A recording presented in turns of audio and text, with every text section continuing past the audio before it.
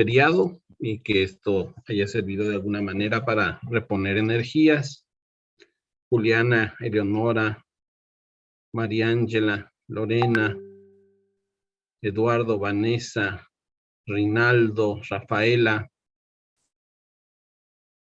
Isabela, Reiner, Ayla, Luis, bienvenidos. En la anterior clase habíamos hablado un poco sobre lo que era la administración desde un punto de vista introductorio y con algunos matices o toques de administración sanitaria. Habíamos hablado de los sistemas de salud y cómo todos requieren una administración responsable, una administración basada en conocimientos y que como los médicos muchas veces no tenemos esta formación, por lo menos en el tiempo que hacemos el pregrado, es decir, mientras nos estamos formando como médicos generales. Pero que muchas veces los desafíos llegan y en muy pocos lugares hay como una carrera sanitaria para poder ser parte de una formación formal, valga el término, en la administración.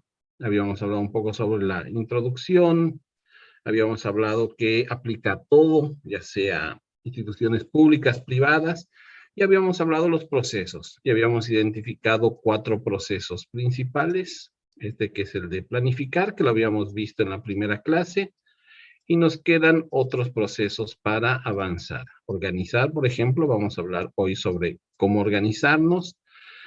Más adelante vamos a hablar cómo dirigir una institución y después un fenómeno importante que es la evaluación. Cómo hacemos nosotros para evaluar si lo que estamos haciendo en materia administrativa va bien o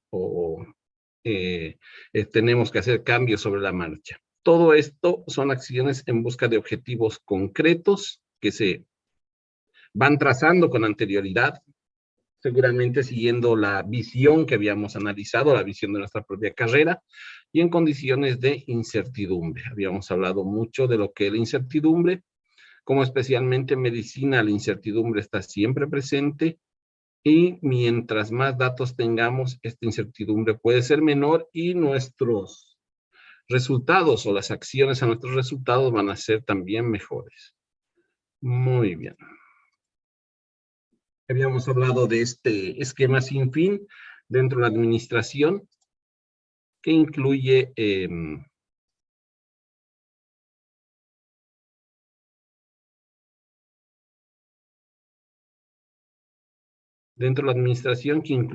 un continuo de planificar, organizar, dirigir y evaluar. Y que esto no es solamente un componente estático, sino que es dinámico y cíclico. Habíamos hablado del primer elemento, que es la planificación.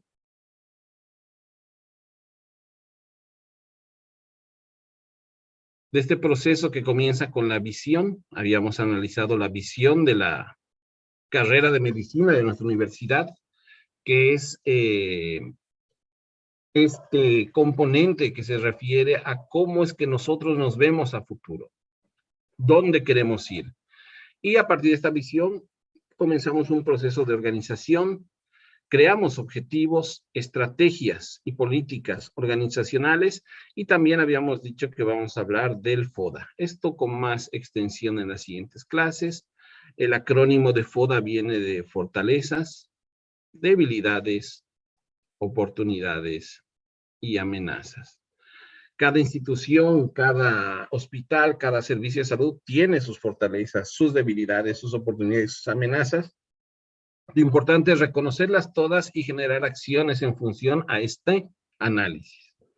Habíamos hablado de planificaciones que pueden ser a largo plazo, 5 a 10 años. En general, un presidente acá en Paraguay tiene un solo periodo, entonces la planificación suele ser muy a mediano plazo, y a largo plazo es más complicado porque cambiamos de mandatario cada lustro, cada 5 años. Mediano plazo, 1 a 5 años, y en corto plazo hablamos de planificación anual, una vez por año. Esto ya lo habíamos visto en la anterior clase, solamente a manera de recordatorio. Hemos visto también este ciclo de planificación, cuando nosotros queremos planificar algo, tenemos que comenzar por el punto 1, reconocer la visión de nuestra organización. Esto es muy importante, que repasen cuál es la visión de la facultad. Les decía que para los procesos de acreditación los evaluadores suelen preguntar mucho esto, cuál es la visión de la facultad. Porque a partir de la visión uno entiende a dónde quiere ir la institución o cuál es el perfil de profesionales que desea formar y que tal vez ahora, por limitaciones tecnológicas, por limitaciones estructurales, no lo está pudiendo realizar. Luego vamos al punto 2, en la planificación. No se olviden que estamos hablando del primer punto, este primero que habíamos visto acá, planificación. Observamos, analizamos, estudiamos y respondemos. ¿Cuál es la visión de la organización? Muchas veces cuando uno comienza un servicio de cero, esto de la visión se suele construir, pero cuando uno ya llega a una institución ya formada, esto ya suele estar escrito, como es el caso de nuestra facultad. Paso 3, para llegar a esta visión, ¿qué necesitamos hacer? ¿Cómo podemos hacerlo y cuándo podemos hacerlo? Vamos fijando objetivos. Estos objetivos van a ser muy importantes ya que van a orientar el trabajo que vamos a realizar. El punto 4 es seleccionar los hechos y determinar acciones, pero estas acciones no deben ser inflexibles, más bien tienen que tener cierta flexibilidad. Por ejemplo, ahora estamos en un periodo donde la pandemia nos permite descansar y ver muchos trabajos o acciones que habíamos dejado de lado. ¿Por qué? Porque tuvimos un evento catastrófico urgente y tuvimos que flexibilizar nuestras acciones y dedicarnos a lo urgente y ahora retomar lo que es importante. Como paso 5, fijar claramente los objetivos, estrategias y políticas para alcanzar nuestra visión y realizar como sexto paso nuestro análisis FODA y acciones a razón de la misión. No se olviden que habíamos repasado en la anterior clase cuál es la visión de la institución, pero también la misión, cuál es la razón de ser, para qué está construida por ejemplo, habíamos visto nuestra carrera de medicina. Muy bien, creo que ese es a grandes rasgos, repaso general de lo que habíamos visto en la anterior clase, y ahora vamos a hablar del siguiente punto, que es la organización, o cómo nosotros hacemos para organizarnos. Este siguiente punto que lo vemos acá. Organizar, ¿sí? Uno de los 4 elementos clave que tenemos cuando hablamos de la administración. Cuando organizamos, respondemos preguntas que tienen que ver, por ejemplo, con ¿quién va a realizar la tarea? Esto implica un organigrama. Todas las instituciones tienen un organigrama. La carrera de medicina tendrá su decano, tendrá su vicedecano, tendrá sus jefes de carrera. A partir de los jefes de carrera tendrán encargados de los docentes, de bienestar estudiantil, tendrán también encargados de lo que tiene que ver con la parte administrativa, gerencial, económica. Es decir, tenemos que establecer nuestras piezas de ajedrez y darle a cada persona una razón de ser de manera clara, mejor si va regido por manuales. Porque muchas veces puede pasar que las personas confunden sus roles o simplemente por conveniencia prefieren hacer las cosas como ellos piensan que se debería hacer, o ellas. Un organigrama nos da señales claras de quién hace qué. Dentro de la organización, definiendo responsabilidades y obligaciones. No se olviden, como jefes, uno puede delegar tareas, pero la responsabilidad en general depende de el jefe, ¿sí? Muchos de ustedes van a llegar seguramente a ser cabeza de un equipo de salud. Por definición y por lo que vemos hasta ahora, el médico suele ser la cabeza de un equipo de salud, pero pueden haber casos en los que las personas con más idoneidad o más experiencia no son los médicos. Pero en general sí, el médico es el que lleva la cabeza de las decisiones de los equipos de salud. Estas obligaciones se establecen de forma en que se deba realizar tareas, cada quien tiene a su cargo tareas, y la secuencia temporal. cuándo hacemos qué y quién se encarga de qué.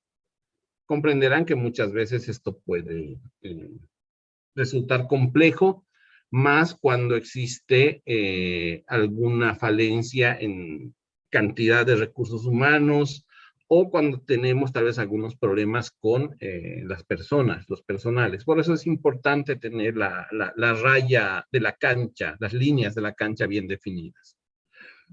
En definitiva, organizar es coordinar y sincronizar el recurso material, y dentro de los recursos tenemos materiales, técnicos y, muy importante, el más valioso recurso humano de una organización. No se olviden que el recurso más importante de una institución, de una organización, es el recurso humano. Ustedes, cuando terminen la facultad, seguramente buscarán empleo, y ya sea en el Ministerio de Salud, en una clínica privada, en un emprendimiento en solitario, el recurso humano va a ser lo más valioso de esa organización. Si tenemos un buen equipo humano, bien motivado, bien capacitado, la mayor parte de nuestro éxito está garantizado a partir de ese desarrollo.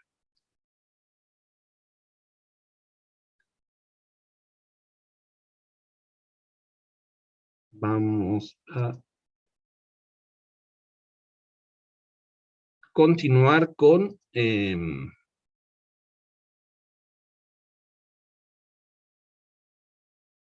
la organización.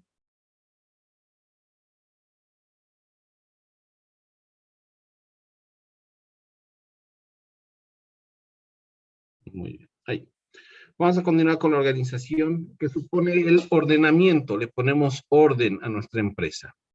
Y coordinación de todos los recursos. No se olviden, para su examen, importante, qué recursos hemos mencionado: recursos técnicos, recursos logísticos, recursos humanos, los más importantes, para la obtención de la eficiencia. Este es un término muy importante. No me acuerdo si lo tratamos en la anterior clase, pero ¿alguien se acuerda o sabe qué es eficiencia? Cualquiera. Ahí vi que se conectó Lucas, Adrián, Reinaldo, Pedro Víctor. ¿Alguien tiene alguna idea de lo que puede ser eficiencia? Puede escribirlo ahí en el chat. No es necesario que prenda su micrófono. Eficiencia, ¿alguien? ¿Alguna idea? ¿Alguna campana que les suene por ahí? Lograr un objetivo en el menor tiempo posible. Muy bien, Horacio. La eficiencia es eso: conseguir los resultados, lograr el objetivo, pero intentando emplear la menor cantidad de recursos. Pueden ser los recursos del tiempo, es un recurso muy valioso. Puede ser dinero, que también es un recurso muy valioso.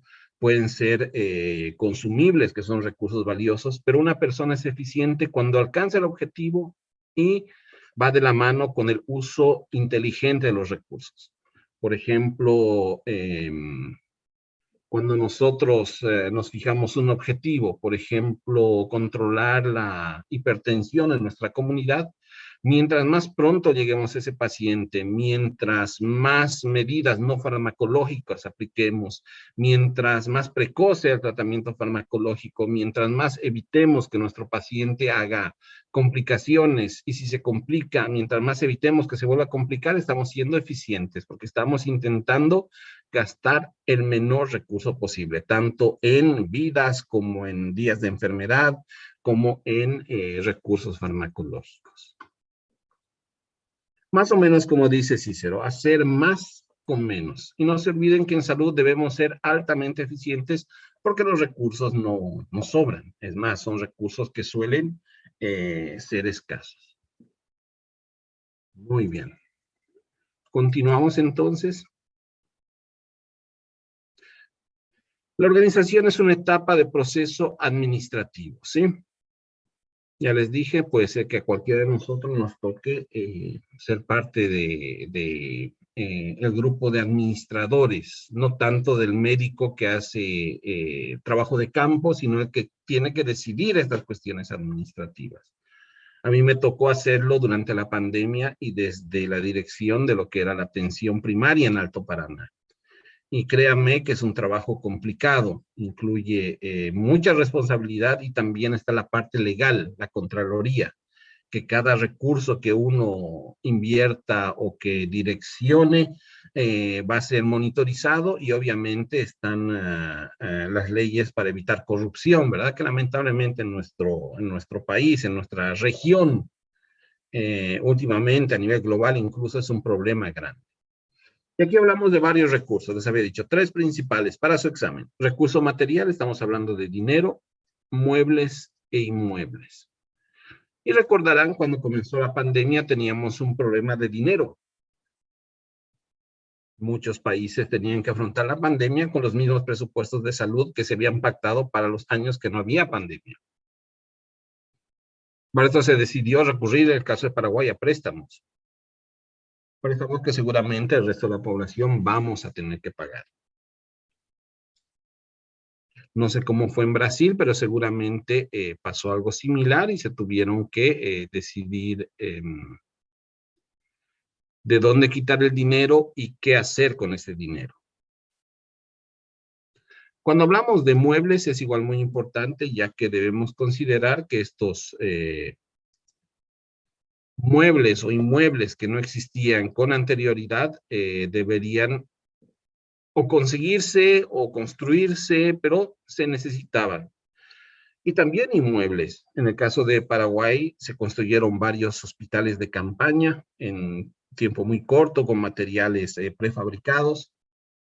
¿Por qué? Porque se preveía que que existiese un incremento inusitado, rápido de pacientes respiratorios que deberían ser diferenciados de los pacientes no respiratorios o polivalentes, como se les llamó, y se tuvieron que construir de forma rápida, muy rápida, hospitales. Y fue un desafío grande y que muchas veces reciben críticas. ¿Por qué? Porque como se tienen que hacer rápidos, son de materiales no muy convencionales, son estos prefabricados y la gente pregunta por qué no hacer un hospital ya grande con ladrillos, pero como les decía, el tiempo también es un recurso importante y en ese momento el tiempo lo teníamos en contra.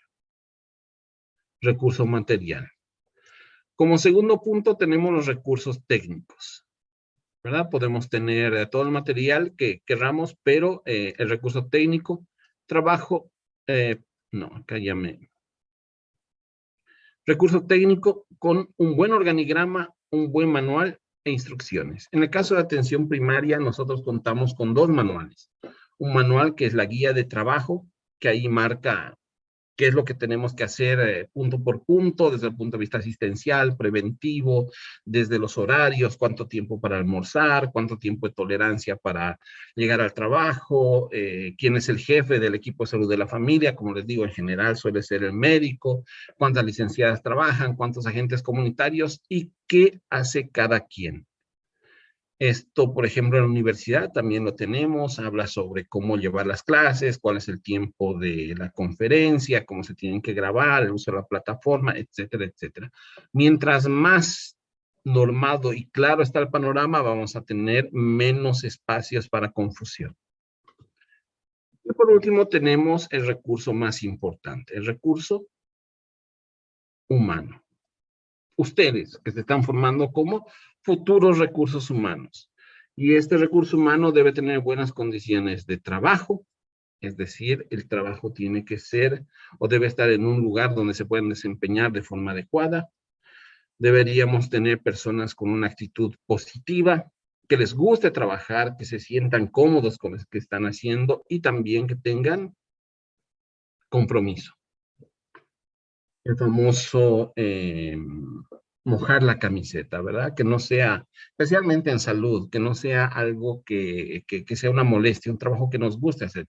Yo creo que todos estamos en la carrera de medicina, o por lo menos formándonos como médicos, porque nos gusta la idea de ayudar a otros.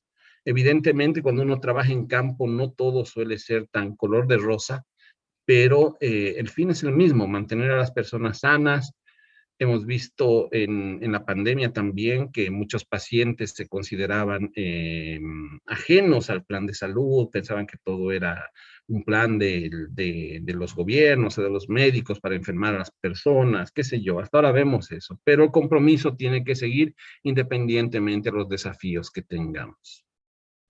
Ahí llegó Sergio, buenas tardes. Si quieren preguntar algo o desean interrumpir la clase en el buen sentido de la palabra, pueden hacerlo, ya sea por el micrófono, escribir ahí en el chat. No tengo problema para ir disipando las dudas que puedan surgir. Muy bien. Y cuando hablamos de recursos humanos, aquí hay tres pilares fundamentales. Relevamiento y descripción de las funciones es muy importante, especialmente a partir de estas guías, que tienen que ser claras, concretas. Yo no sé si ustedes como estudiantes tienen alguna normativa que rija, por ejemplo, su uniforme, los horarios de llegada, el tema de la actitud ética, el tema de los conflictos que pueden surgir, cosas importantes como el horario de llegada, el máximo de tolerancia para la llegada, el tema de las clases por teleeducación, es muy importante tener todos estos manuales. Departamentalización es otro punto importante. No todos van a poder hacerlo todo, entonces los dividimos por departamentos. Incluso en un hospital hay un director del hospital, hay un director médico, hay un jefe de cirujanos, hay un encargado de quirófano, un jefe de laboratorio, hay una persona encargada de farmacia, una persona encargada de seguridad, una persona encargada de nutrición y cocina. Entonces eso es bueno. Tener departamentos, hacerlo de forma inteligente para agrupar actividades en unidades organizacionales, pero evitar burocratizar en exceso los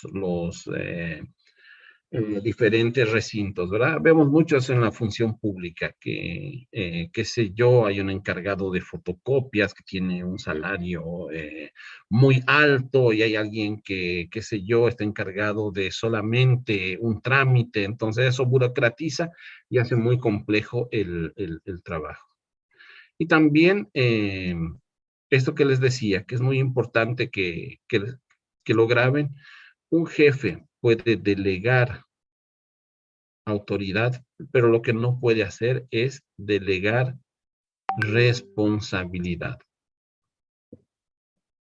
Lo van a ver en los hospitales. Muchas veces ustedes llegan como internos y el médico dice, ah, bueno, acá tenemos internos y ustedes vean los pacientes, ya los veo preparados y tienen mi sello y pueden, qué sé yo, recetar las cosas básicas y solamente si es grave o es un paciente con signos de sintomatología severa me llaman. Él les está delegando su autoridad, pero si algo pasa en su guardia, si algún paciente es mal evaluado o tiene algún proceso iatrogénico, sigue siendo responsabilidad del médico encargado de la guardia. Mucho ojo con eso, ustedes seguramente van a llegar a los rotes de hospital y es muy, muy importante que tengan eso incorporado.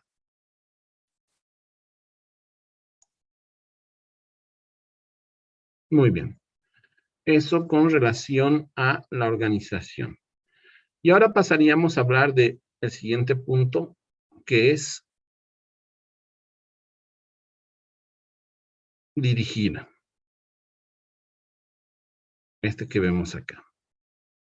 Ya habíamos hablado de planificar, de organizar, y ahora vamos a hablar de lo que es dirigir. Cuando hablamos de dirigir, estamos hablando de la influencia o capacidad de persuasión ejercida por medio del liderazgo sobre los individuos para consecución de los objetivos fijados. Y estas son características que tienen algunas personas o pueden ser incluso innatas, es decir, uno nace ya con el rasgo de dirigir, de ser un líder, y otras personas no, pero no es algo que no se pueda aprender. Hay personas que lo aprenden en el camino. qué sé yo estoy seguro que ustedes tienen, por ejemplo, un delegado de curso, y es una persona que ustedes ven que tiene una capacidad para dialogar, negociar con sus autoridades, y además tiene un liderazgo. Es muy importante lo que él dice, y además, de alguna manera, reúne los intereses que tienen ustedes como alumnos. Entonces, es muy importante saber dirigir, y reconocer las capacidades de las personas para realizar este tipo de actividades. Nuevamente les digo, hay personas que nacen con esta habilidad y hay otras que la aprenden en el camino. Está basado en la toma de decisiones. Una persona que está a cargo de una institución tiene que decidir. Y no siempre va a decidir en un ambiente de certidumbre, más bien lo hace muchas veces en un ambiente de incertidumbre, es decir, sin tener certeza al 100% de lo que puede pasar. Para eso utiliza modelos lógicos y también algo con lo que se nace, modelos intuitivos. ¿Esto para qué? Para poder tomar decisiones.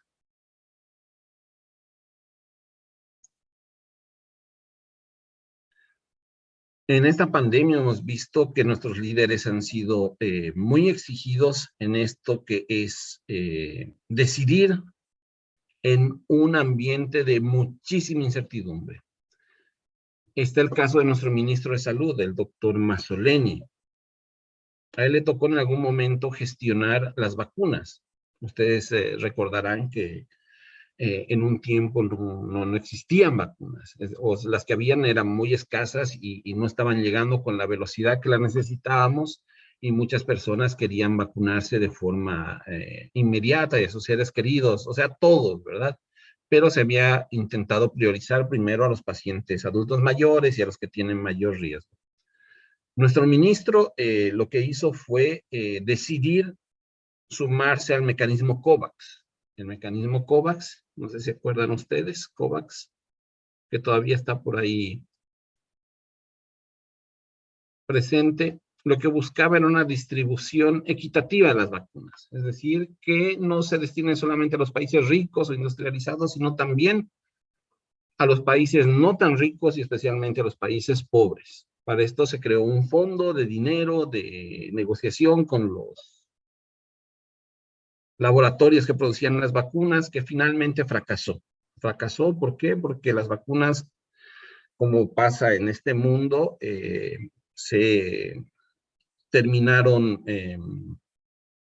vendiendo a los países que tenían más dinero. Es más, habían países que tenían mucha más vacuna de la que necesitaban realmente, pero la tenían almacenada con fines estratégicos.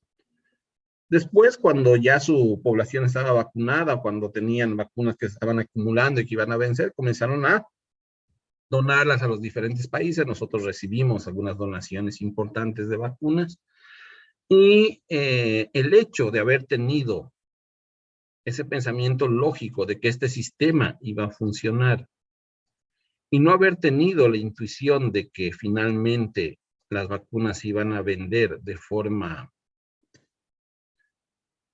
como cualquier producto, ¿verdad? Que se vende por el mejor precio, hizo que él tome una decisión de fijar todas las piezas acá, en COVAX.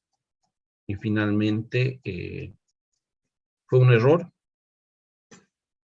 vamos a llamarle de buena fe, porque él realmente confiaba en que esta vez la humanidad iba a decir, va, este es un tema global, es un tema de todos y vamos a ser solidarios, pero nuevamente no pasó, y COVAX fracasó, y Paraguay fue uno de los países que comenzó más tarde la vacunación.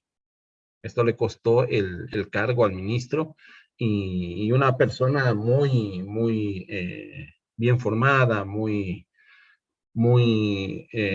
intelectual, científico, pero lamentablemente este error de cálculo lo llevó a estos terrenos pantanosos. Solamente como un ejemplo para que vean lo complicado que es dirigir. Igual que en los otros componentes, dirigir va a comprender algunos aspectos, especialmente el de supervisión y guía. Aquí vemos el primer elemento, supervisar, y dos, el de guía. Debe ser ejecutiva, la dirección, tomar decisiones. Alguien que dude mucho o tenga demasiado, sea muy reflexivo sobre lo que va a hacer en el sentido de retrasar las decisiones, no puede estar en un cargo de dirección. Las cosas se tienen que hacer incluso en un ambiente de incertidumbre. Debe tener una función integradora del elemento humano e interactiva, es decir, no solamente dirigir de forma vertical, sino tener un feedback. Ser consciente y escuchar si lo que está realizando tiene un impacto positivo o no. Ese es el feedback. Aquí vemos un esquema de cómo es la dirección, un elemento de supervisión y otro que guía las acciones. Cuando hablemos de supervisión, deben haber instrucciones claras y autoridad. ¿Sí? El jefe no es fácil.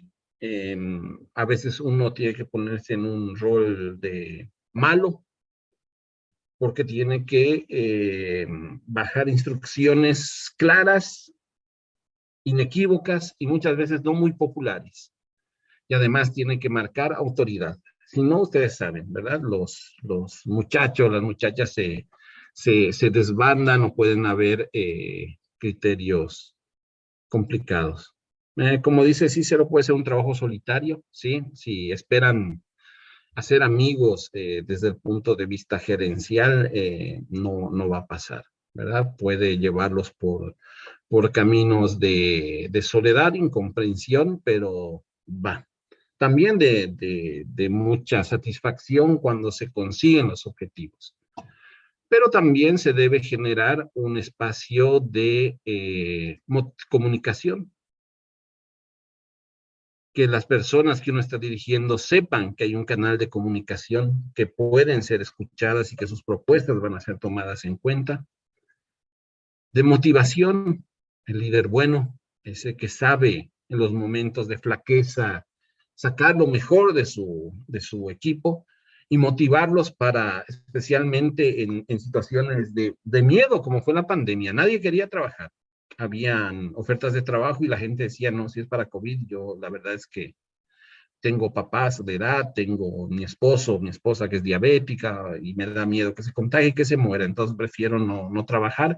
Y los que ya estábamos nos tocó bailar con la más fea, pero sí hubieron momentos donde se requirió mucha motivación y principalmente liderazgo, ¿verdad? El liderazgo va de la mano de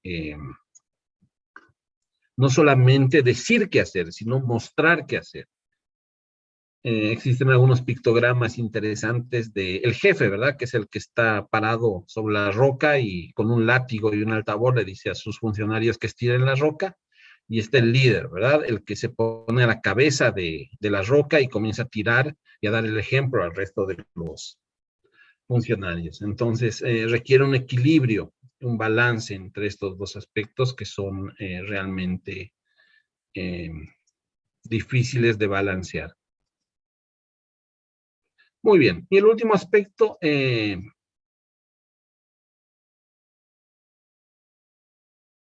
evaluar o controlar. Igual un aspecto realmente complicado si la evaluación o el control se toma como una herramienta punitiva, es decir, como algo que solamente sirve para castigar, o como pasa en la universidad, ¿verdad? El examen tiene que ser un elemento más del proceso de enseñanza. No tiene que ser el momento donde el profesor se venga a los alumnos o algo así, o donde es un instrumento diseñado para saber quién estudió, quién no estudió, quién vale la pena o quién no. Es una herramienta. Y el control también sirve. Hablando de controlar, no se olviden que la marcación de su asistencia está disponible, si no me equivoco, desde las 2 de la tarde hasta las 4 y minutos. Entonces no se olviden marcarla. Es parte del control, ¿verdad? Para saber si realmente están siguiendo las clases virtuales o estoy hablando solo con mi computadora y al otro lado no hay nadie. Entonces, no se olviden marcar su asistencia. Y les decía que evaluar y controlar es la medición del desempeño de lo ejecutado. de alguna manera tenemos que medir si lo que estamos haciendo está bien en cantidad y en calidad. Muchas veces en medicina se habla mucho de lo que es atención con calidad y calidez. Puede ser que veamos muchos pacientes, pero nuestros pacientes se van conformes del servicio. Hay estudios muy bonitos de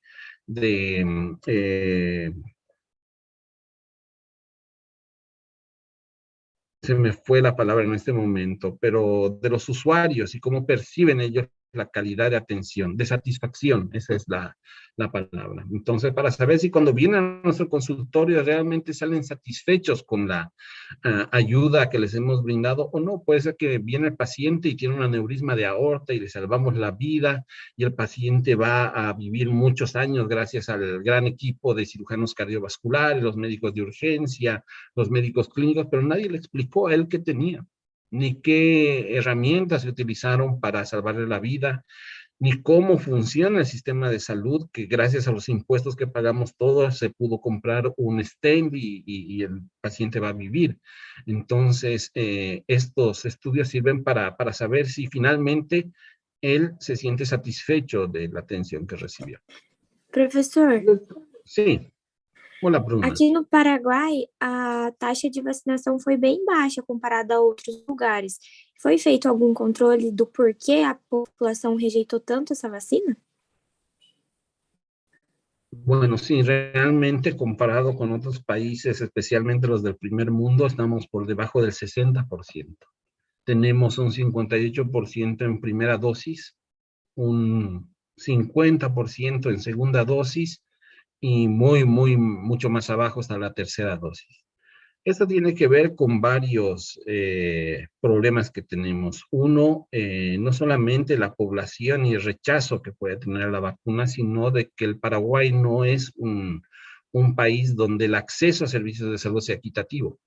Puedes tener zonas donde tienes un servicio de salud a cuadras de tu casa y otros donde tienes que caminar kilómetros para llegar.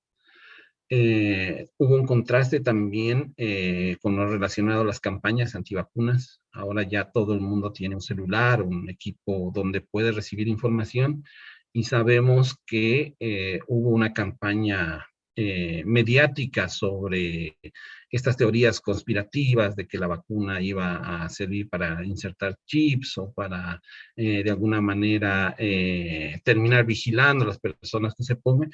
Y además el bajo nivel educativo de nuestra población. Es muy cierto de que nuestra gente en general no tiene una formación educativa alta y también hubo un proceso cuando las vacunas llegaron realmente en cantidad, los casos de COVID en ese momento no estuvieron tan álgidos. Es decir, al principio la gente se quería vacunar mucho porque muchos se morían. Después tuvimos una desaceleración de la primera curva y ahí vimos también que la gente se dejaba de vacunar. Cuando vino la segunda curva, nuevamente vimos que la gente quería vacunarse mucho. Entonces también nuestra población tiene un estímulo lamentablemente relacionado con las muertes, ¿verdad? Si hay mucha gente que se muere, se vacuna más. Pero sí da como para un estudio sociológico mucho más amplio y realmente determinar qué pasó realmente con estos bajos índices de vacunación, especialmente en las poblaciones adultas. Tenemos ejemplos como en España, donde el 98% de sus mayores de 80 años están vacunados y acá no. Entonces son datos que se tienen que analizar y yo te puedo hablar desde mi experiencia como médico de una unidad básica de salud.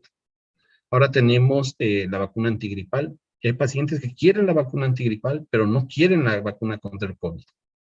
Entonces también va de la mano este elemento disuasivo, confusor que hay y sigue habiendo sobre la población. Pero es un bonito trabajo de investigación, sería bueno poder llevarlo adelante y ver realmente cuáles fueron las razones. Yo tengo colegas, un par de médicos que no quieren vacunarse, porque creen que la... Doutor, aqui próximo da minha casa eu tenho uma vizinha e ela não quer mais se vacinar por conta da reação que deu. Então, assim, eu vi que aqui próximo de onde eu moro, muitas pessoas não querem mais tomar a terceira dose porque teve reação muito forte na segunda. Então, não querem tomar uma terceira. E, tipo, se tiver uma quarta, muito menos. Então, eu creio que muitos foi por conta disso. E, às vezes, eles não têm uma instrução. Quem instrua eles está indo tomar. Foi o que eu percebi aqui perto de onde eu moro. Essas También es atitudes. cierto eso, Fernanda. Yo Ô, recibí las dos professor, primeras vacunas con Sinopharm y la tercera fue AstraZeneca. Y la AstraZeneca sí realmente me dio más dolor de cuerpo, dolor de cabeza, algo de fiebre. Entonces, cuando uno entiende que puede pasar porque son plataformas diferentes o que hay vacunas que tienen mayor cantidad de efectos no deseados leves, uno lo puede racionalizar, pero hay personas que piensan que o la vacuna está mala o les va a hacer daño o algo así. Entonces, tiene que ver también mucho con la educación que podamos nosotros llevar a nuestras comunidades. Cícero me dice professor, que hubieron ontem, campañas antivacunas, pero hay una buena 82% en segunda dosis, es muy, muy interesante. Y estamos hablando de una población de, ¿cuánto? 214 millones de brasileros contra 7 millones, que 8 de paraguayos.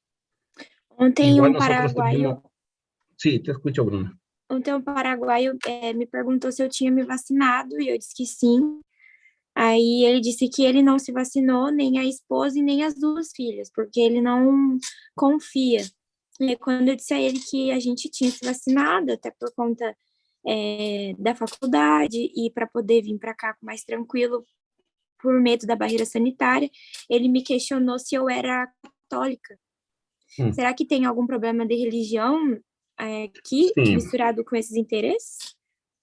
No sé si hay un interés en sí, pero hay que entender que hay religiones que tienen mucha reticencia a la ciencia y lo que es introducir, lo que es la vacuna, ¿verdad? Introducir un biológico para despertar el sistema inmunológico. Entonces tienen algún rechazo contra este tipo de prácticas. Yo hice vacunación en la escuela, ahí cerca del trabajo, y tuvimos notas de rechazo donde sí, incluso nos mandaban versículos bíblicos para justificar por qué rechazaban la vacuna. Y no era necesario, solamente tenían que decir si el niño estaba vacunado y si no estaba vacunado, si nos autorizaban para vacunarle. Pero sí tuve algunas notas que venían acompañadas de estas teorías y algunos versículos bíblicos donde hablaban de no ponerse la marca de la bestia y qué sé yo, cosas así complejas que son parte de la idiosincrasia de nuestros países. Se puede hacer un trabajo de investigación, Cícero, sin problema. Hay un departamento de investigación.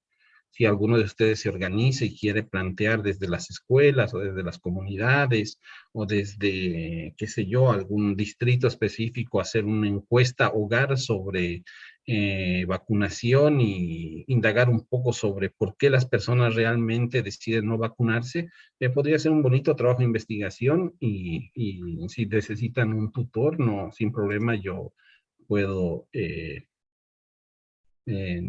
compartir con ustedes. Bruna me dice que en Brasil ya estamos en cuarta dosis. Acá todavía no. Yo tengo la tercera dosis, pero ya para el personal de salud vamos a ingresar a una cuarta dosis en breve. Doctor, Y tengo colegas, como dije, que no quieren vacunarse.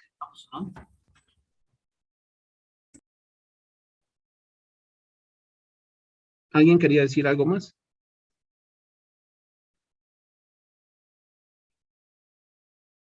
Muy bien. Ya saben, entonces, abierto para poder, de alguna manera, si tienen esa inquietud de hacer investigación, podemos hacerlo sin problema. También cuando hablamos de evaluación, hablamos de detectar estos desvíos, por qué las cosas no están funcionando como nosotros queremos, y tomar medidas necesarias para corregirlos. ¿Qué se hizo? Hablando de vacunas en Alto Paraná, se contrataron a través del CIRT, que es un brazo técnico de cooperación de la Embajada de los Estados Unidos, y se contrataron vacunadores. Se los puso en los supermercados, en lugares donde podríamos tener mayor cantidad de población, las cooperativas, en el mismo centro de Ciudad del Este, pero con un impacto, como ustedes ven, no satisfactorio del todo. Aumentó la vacunación, pero es casi 60% es poco para nosotros. Y también, de la mano de la evaluación, va el control, que se realiza a nivel estratégico, tanto en lo táctico como en lo operativo, ¿verdad? En medicina generalmente cuando hablamos de control se habla si se cumplen los protocolos, si se cubre la cantidad de pacientes que deberíamos cubrir, si se da la medicación acorde al paciente que deberíamos darle, y ahí entran también algunos elementos complejos que tenemos los médicos, por ejemplo, recetar medicamentos de marca y no genéricos, qué sé yo, llevar a los pacientes del sistema público al privado, son cosas que se suelen dar en el campo médico, que seguramente en Brasil también pasa. Veía alguna vez algún reportaje de algún médico que iba, marcaba y se escapaba, ¿verdad? Entonces también tienen lo suyo de ese lado de la frontera. La organización entera es evaluada mediante un sistema de control de gestión. El control de gestión es importante. Acá lo realizamos de forma trimestral o a veces cuando las cosas van mal de forma bimestral. Nuestros puntos flacos siempre fueron el tema de salud materna. Tenemos una mortalidad materna muy elevada. COVID-19 se llevó a muchísimas embarazadas. Prácticamente se cuadruplicó la cantidad de muertes maternas y de estas la mayor parte fallecían por COVID. El control de gestión nos permite esto, ver qué está pasando y cómo podemos remediar. Por otro lado, también pueden haber auditorías externas, ¿verdad? Ahí ya cuando las cosas se ponen feas, viene un auditor externo que nos dice en qué estamos fallando, o muchas veces ya va de la mano con alguna sospecha de algo que no está yendo muy bien, y se analizan y controlan las diferentes áreas funcionales de la organización. Aquí vamos a ver otra vez nuestro esquema de evaluación. Esta evaluación que es necesaria para evitar desviaciones en las metas fijadas por equivocaciones, fricciones o acciones mal encaminadas. ¿Sí? Sabemos que pueden existir errores involuntarios, pueden existir malos cálculos, pero también pueden haber elementos que estén fuera de lo ético y lo formal. Para la evaluación es fundamental establecer normas para la evaluación, cosa de que uno pueda tener una medición imparcial. En el caso de nosotros, médicos, tenemos una evaluación cada semestre. Ahí hay algunos ítems bien marcados de, por ejemplo, uniforme, puntualidad, cantidad de consultas, adecuado manejo de los recursos humanos a nuestro cargo, cuidado de la infraestructura que está a nuestro cargo, salidas tempranas, utilizar el tiempo del trabajo para otras cosas que no sea el trabajo, y todo esto tiene una puntuación global de 5 puntos. Cualquier funcionario que tenga una evaluación de 2 o menor, es decir, 2 y 1, se le abre un sumario, o en caso de que tenga un contrato, ya no se le vuelve a contratar. Entonces son elementos que nosotros tenemos dentro del sector de salud como evaluación, y también en la facultad, ¿verdad? Cada final de rote ustedes nos hacen una evaluación, los alumnos, y también la parte administrativa. En la evaluación se valora lo realizado, no solamente a los recursos humanos, sino también el tema de dinero, productividad, eficacia, eficiencia. Cuando hablamos de productividad, estamos hablando de la cantidad de acciones que nosotros realizamos. Puede ser que un servicio de salud, en mi caso yo veo entre 20 25 personas por día consulta, y hay otros lugares donde ven mucho más porque tienen mayor cantidad de poblaciones, y otras mucho menos porque tienen menor cantidad de población. Entonces eso se ve en la productividad. Eficacia, que es lograr los resultados, llegar a la meta, y ya habíamos dicho que eficiencia es lograr los resultados, pero con un componente de ahorrar recursos. Y lo más importante para nosotros, desde ahora y para ustedes, tener humanidad en salud, tener un trato humanizado con nuestros pacientes, hablar con ellos, explicarles, entender que los problemas de salud no solamente se resuelven a partir de medicamentos y cirugías y estudios, sino hay problemas en los que tenemos que intervenir como actores sociales dentro de nuestro territorio social. Comparar lo que hemos hecho con las normas. Para esto tienen que haber normas claras, y finalmente reorientar las desviaciones respecto a lo planificado. Por eso la evaluación no se hace al final, se hace también evaluaciones de proceso y evaluaciones como en el caso de nosotros acá en el Ministerio de Salud, 2 por año. Permite poder solucionar si es que hay algún problema.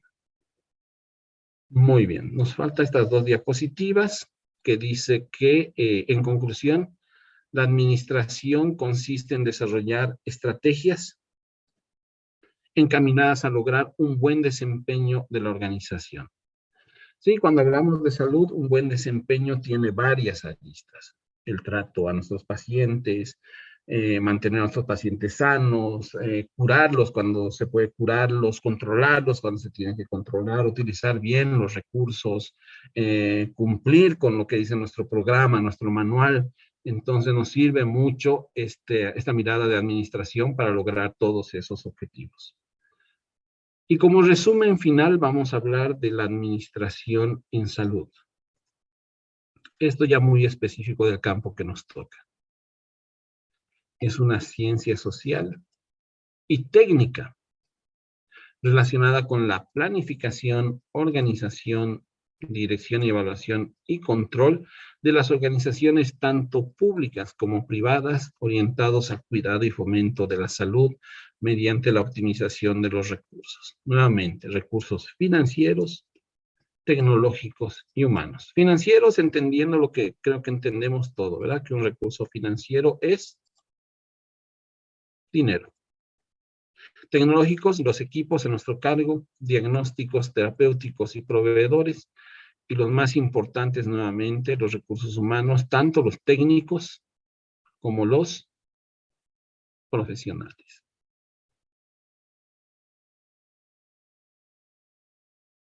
Y eso es lo que yo tengo para contarles hoy. No sé si tienen alguna pregunta, alguna duda, algo que no haya quedado claro. Prof, o senhor vai colocar esses slides na plataforma? Ya están en la plataforma, no, miento, está el de la introducción. Terminando la clase, los voy a cargar en la plataforma y van a poder disponerlos de ahí.